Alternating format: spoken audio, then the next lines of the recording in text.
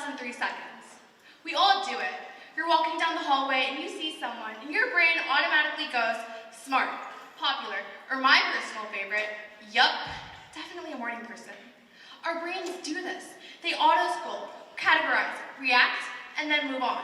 In a way, our eyes have developed their own type of algorithm. But what if I were to tell you that these judgments are just assumptions, and that seeing someone isn't the same as knowing them? Case in point, this is Bob. Everybody say hi, Bob. Hi, Bob. You're walking the hallway, and you see Bob coming out of his chemistry class. I want everyone to take 10 seconds and think about something you would think when you see Bob.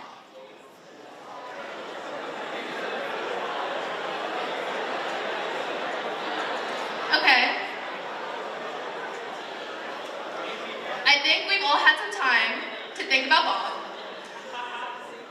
So one thing you might notice about Bob is Bob very clearly loves the color red. Something else you might see about Bob is his eyes are a little bit watery. Maybe he has allergies. Pollen's an arch venomous of almost everybody. Or maybe you see Bob looks kind of sad. Maybe he doesn't really want to talk to people today. All of these assumptions are the tip of the iceberg. But what you don't see is what's underneath. This is what really is happening with Bob. Maybe last night Bob was up till midnight helping his sister with a homework assignment. Or maybe the chemistry class Bob just came out of, he received a failing grade and he doesn't know how to cope with it. Or maybe, just maybe, Bob's family dog passed that morning and he is still grappling with that sense of grief.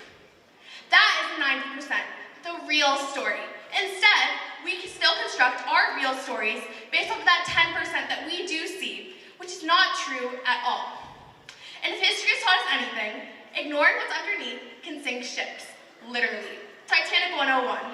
And ignoring what's in your face, that sinks relationships. But there's a reason to why we do this. Scientists at Princeton University found that in 100 milliseconds, which is around 1/10 of a second or a blink of an eye, we can decide if someone is trustworthy. So that means, in the past 30 seconds or so I've been speaking before you, you've been able to make over 300 snap judgments. And you probably have already decided if you're willing to trust me. Maybe yes, because I'm up here in front of all of you, wielding this microphone, or maybe not, because you don't really know me. But for our ancestors, that made sense. Back then, if someone came up to you holding a spear, you didn't have time to sit down with them and have heart-to-heart.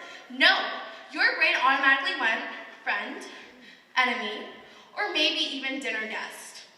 But in 2025, our biggest fear is not a saber-toothed tiger that's gonna eat us alive, or trying to find a fire for dinner. No, our biggest fear is the new kid at our lunch table who hasn't spoken to us yet. Or maybe it's that friend that didn't like your social media post. And just like that, we rebrand titles. Awkward, fake, rude. But with that, the quiet kid becomes an NPC. And the kid that's smart becomes naturally talented and a try-hard. And that kid who's really good at sports becomes known as just a sports kid and popular. But behind the curtain, if you draw it back, what you don't see is that quiet kid, they don't know how to engage because you don't give them a chance. You don't see that that smart kid who's getting straight A's on everything is crumbling behind the academic pressure, and they're constantly seeking your validation. And you don't see the kid that's a star athlete on the field, they don't know who they are off of it. And that matters. In fact, according to a recent study, 70% of teens feel increasing amounts of anxiety and depression among their peers. And those numbers are only climbing. They're the highest they've been in the past decade. So I want you to think about that.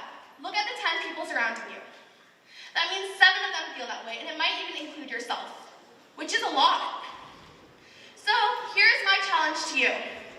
I challenge you to trade your assumptions in for curiosity. Ask questions. If someone looks upset, don't just assume that they're fine. Ask a rough day. If someone looks like they're stressed out or maybe a little bit angry, ask, how are you really? These small questions have a power, and they build layers of connection and community among each other and ourselves. There's something that's important, and we keep forgetting that. So instead of paying attention to that one mental health week a year, or maybe that one poster in the guidance office that we gloss over, instead, I prompt you to apply it to your everyday life and move that inaction to action. Because a small smile, a tiny wave, a simple hello in the hallway carries weight, and that builds up over time. They may say a picture's worth 1,000 words, but most of those words are captions we made up along the way. And tomorrow at lunch, I want you to try something radical. Put your phone down. Look up, engage. Maybe talk to someone you haven't talked to before, or maybe even, try this, talk to someone you didn't want to talk to before. Because that carries impact and that carries weight.